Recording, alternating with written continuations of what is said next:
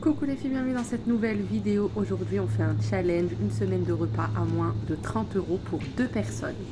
Alors je vous mets tout de suite à l'écran les 4 recettes qu'on va faire, que je vais vous faire dans cette vidéo. Et le reste bien évidemment vous verrez qu'il va vous rester plein de restes. Et surtout ça va être tout simple, on va faire des omelettes, dans le planning c'est prévu, des omelettes à la tomate. C'est super facile, c'est embêtant si je commence à vous filmer même les recettes les plus simples. Donc celle-ci on va pas la filmer.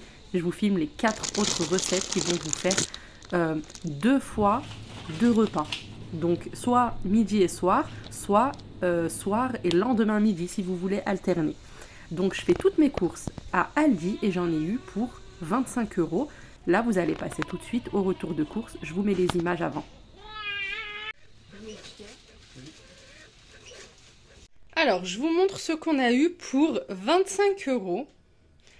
Sachant que dans les 25 €, il y a une boîte de 30 œufs. On va pas utiliser 30 œufs dans la semaine, donc ça va vous durer pendant très longtemps. Plus 2,5 kg de pommes de terre. Pareil, on va pas utiliser tout ça dans la semaine, on va faire 2 recettes avec. Alors, j'ai pris des tomates cerises, 2 boîtes de tomates cerises.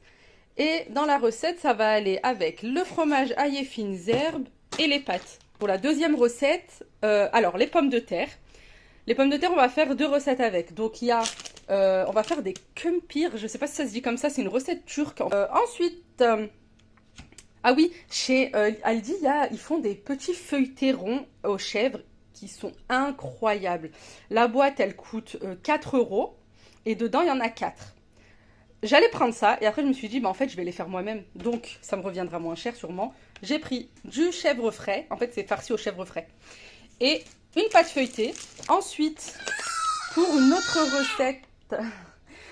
autre recette, je voulais faire un hachis parmentier, mais végétarien, donc sans viande.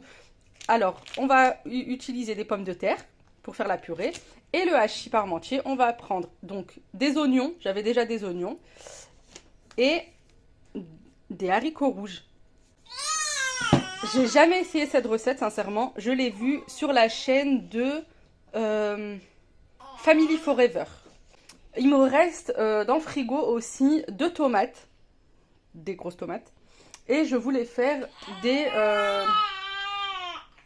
comme j'ai pris beaucoup d'œufs, aussi une recette, donc tomate œuf en fait. Une omelette à la tomate. Alors, pour la première recette, on va faire les kumpir ou kumpir, je ne sais pas comment ça se dit, c'est turc. C'est donc ce que je vous ai dit, les grosses pommes de terre farcies et cuites au four. Enfin, dans l'inverse, cuites au four puis farcies. Alors, j'avais une boîte de maïs déjà à la maison, donc déjà là j'ai pris dans le gros sachet de 2,5 kg de pommes de terre, j'ai pris des grosses pommes de terre. On est 2, hein, donc... comme quoi c'est vraiment un repas économique et qui cale et franchement vous pouvez être plusieurs là, on est 2, je vais faire 5 pommes de terre donc sûrement il va en rester pour le lendemain midi pour mon mari. Des œufs, donc j'ai pris 4 œufs que je vais cuire durs. J'ai pris des tomates cerises, là on va pas utiliser toute la boîte bien sûr, hein, quelques tomates cerises et de la feta. La feta vous pouvez la remplacer soit par un fromage frais, soit du fromage blanc, comme vous voulez. Là je vais prendre mes pommes de terre et je les ai lavées déjà, je vais les assaisonner et les emballer dans d'abord du papier sulfurisé et ensuite on va bien enrouler le tout dans du papier aluminium. On met jamais l'aluminium directement au contact de l'aliment. J'ai emballé mes pommes de terre, maintenant elles vont aller au four. Alors voilà, j'ai mélangé ce que j'avais préparé, je vais ajouter les œufs que j'ai pas encore mis. Et puis il me restait des olives noires, je vais aussi les mettre, je les mets entières. C'est des olives noires dénoyautées. Et je vais aussi rajouter du thon, j'en avais à la maison du coup. Je vais mettre un peu de thon, mais vous pouvez faire uniquement ce qu'on a montré au début, c'est très bien déjà avec les œufs, etc. Et après on assaisonnera avec de l'huile d'olive, du sel, un peu de poivre, etc. Donc là, j'assaisonne. Les filles, vraiment, ayez toujours chez vous ça.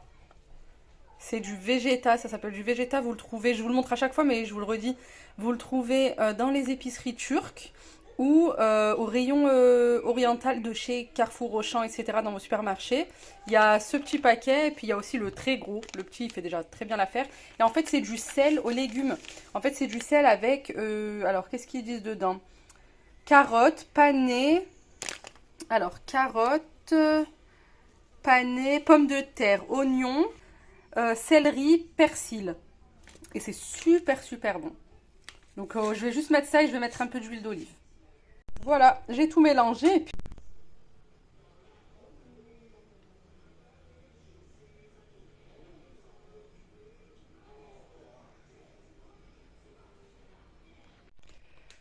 C'est parti les filles, on est le deuxième jour et aujourd'hui on va faire donc la deuxième recette.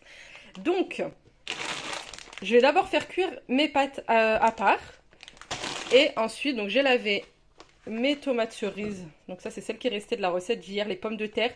Et les pommes de terre hier, en fait c'était tellement consistant que bah, il en restait pour le soir aussi. Je pensais qu'on allait en prendre deux chacun et finalement une chacun. Et bah c'était parfait. Et donc, comme il y en avait 5, et bah finalement, c'est resté. Il y avait beaucoup de restes, c'était très très consistant, très lourd. Et en plus. Voilà, il y a toujours lui à côté de moi. Et en plus, les œufs, j'avais complètement oublié de les mettre dans le mélange. J'avais cuit mes œufs, je les avais laissés refroidir, j'ai complètement oublié de les mettre. Du coup, le soir, on a pris. J'ai fait la même assiette que pour le midi et j'ai rajouté bah, du coup des quartiers d'œufs. J'ai fait une salade d'œufs en fait, tout simplement. Et c'est là que je me suis rendu compte qu'en fait les quantités c'était beaucoup trop, donc en fait ça peut largement faire le midi et le soir. Je pense. Donc voilà, j'ai mis le fromage et maintenant je vais ajouter de l'origan. Vous pouvez ajouter du basilic. Moi j'aime trop l'origan. C'est l'origan, le basilic, ça fait partie de mes herbes préférées. Donc voilà, maintenant ça va au four. Là, ça sort à peine du four. Donc comme vous pouvez le voir, les tomates, elles sont bien cuites. Et le fromage aussi. Donc là, on va mettre les pâtes et on va tout mélanger. Et en fait, le fromage et les tomates, ça va faire comme une sauce délicieux. Vous pouvez aussi la faire avec des tomates cerises, vous savez, les colorées, les jaunes, voilà, les oranges. Et c'est délicieux. Allez, je vais mettre les pâtes. En fait, je vais d'abord mélanger pour vous montrer. Donc le fromage, il est bien mousseux.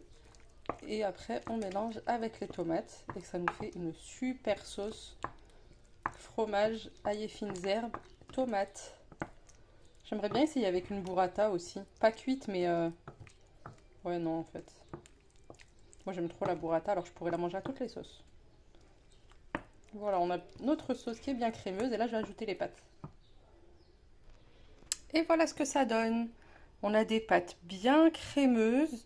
Nouvelle recette. Alors, cette fois-ci, on va faire le parmentier de haricots rouges. Donc là, j'ai déjà mes pommes de terre qui sont en train de cuire. On va avoir besoin de la boîte de haricots rouges. Si vous êtes une personne, vous faites que la moitié de la boîte. Là, je vais faire la boîte entière. Du curry, de la poudre d'ail, du paprika et des oignons. Donc je vais commencer déjà par émincer les oignons. Et ensuite, je vais on sait les poivres aussi. Hein. J'ai oublié, on a aussi besoin de purée de tomates plus. Voilà, j'ai mis mes épices, de l'huile, pas beaucoup, juste un petit filet, paprika, curry, de l'ail en poudre, du sel et du poivre. Maintenant, on va bien faire suer les oignons. Et ensuite, on va ajouter les haricots. Et par après, on ajoutera ensuite la sauce.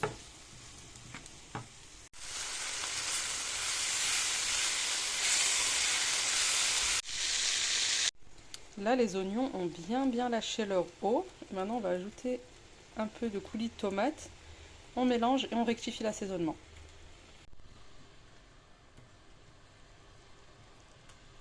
Bon, j'ai épluché les pommes de terre, je les ai lavées. Et je vais les écraser, mais je vais pas les écraser trop finement en fait. Moi, je préfère quand il y a encore des morceaux. Donc, je vais simplement les écraser à la fourchette, mais grossièrement. Voilà, comme ça, maintenant, je vais assaisonner avec du paprika, du sel, un peu de poivre.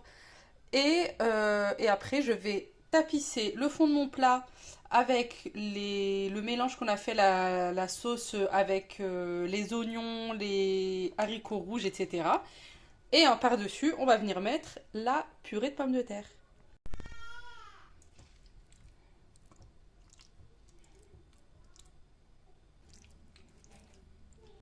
Voilà ce que ça donne. Maintenant, je vais venir mettre ma purée de pommes de terre. Voilà, je sais qu'il y a plusieurs personnes qui aiment bien quand la purée de pommes de terre est très très très lisse, liquide des fois. Moi j'aime bien quand il y a de la mâche encore. Hop, donc maintenant je vais venir tout aplatir. Et après, une étape facultative. Je vais vous montrer. Une fois qu'on en est à cette étape, j'ai fait mes 2 couches. Donc là, vous pouvez soit mettre du fromage râpé et faire gratiner au four. Vous pouvez aussi mettre de la chapelure et faire gratiner au four. Vous pouvez mettre de la mozzarella et pareil, faire passer au four. Moi, j'ai rien de tout ça là dans mon frigo tout de suite. J'ai complètement oublié de prendre du fromage pour faire gratiner, mais j'ai ça. Donc je vais disposer ces derniers petits fromages à hamburger sur le dessus et ça part au four.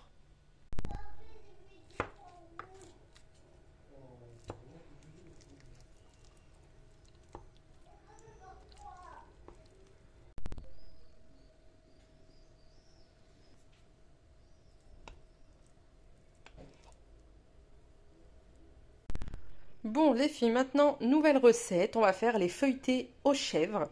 Donc ce qu'on va faire pour vraiment ne pas gaspiller la pâte, vous savez quand on prend des feuilletés qu'on fait avec des emporte-pièces, donc on taille un rond, un deuxième et on le pose dessus. On va pas faire ça. On va tailler des ronds tout autour et en fait avec tout ce qui va rester autour de chaque rond de pâte, et ben c'est avec ça qu'on va recouvrir et en fait on va recouvrir. On va couper des lamelles et on va faire comme, vous savez, la tarte dans Blanche-Neige.